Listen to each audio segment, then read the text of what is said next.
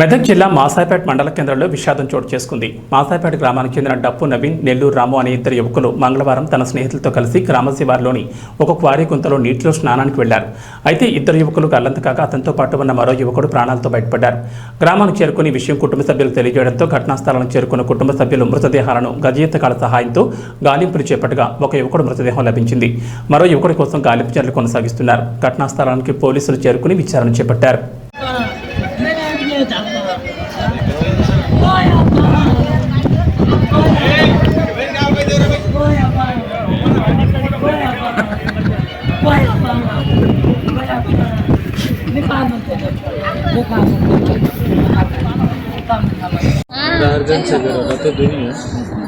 దొరకలే వాళ్ళు వచ్చారు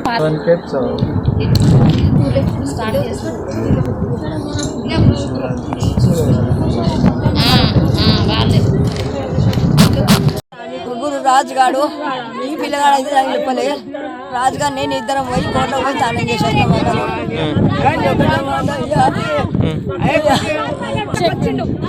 ఇప్పుడు ఈ పిల్లగాడు పోస్ట్ ఉన్నాడు. రాజన్నోడు అయితే మీ కొడుకు బండి మీద పోయిండు అమ్మ, డోర్ బండి వాడు ఆడవాడు బండి మీద పోయిండని 2 గంటలకు వచ్చినది చెప్పిండు.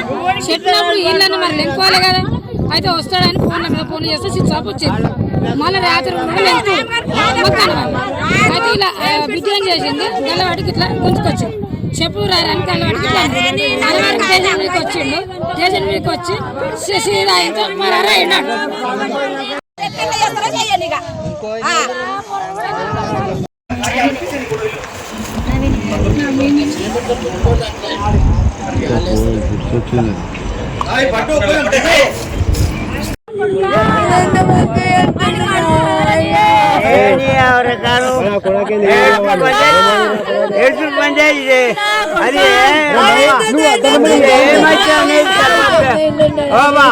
వచ్చిండు.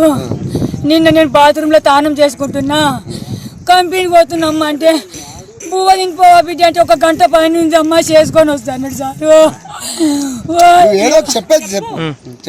అయ్యా ఓ అయ్యా చూలే సార్, నేను ఇంట్లోనే ఉన్నా సారు. నేను బాత్రూమ్ లో ఉన్న బేడం పెట్టి వెళ్ళొచ్చిండు. పనికి పోతున్నా పనికి పోతున్నా అనుకున్నా.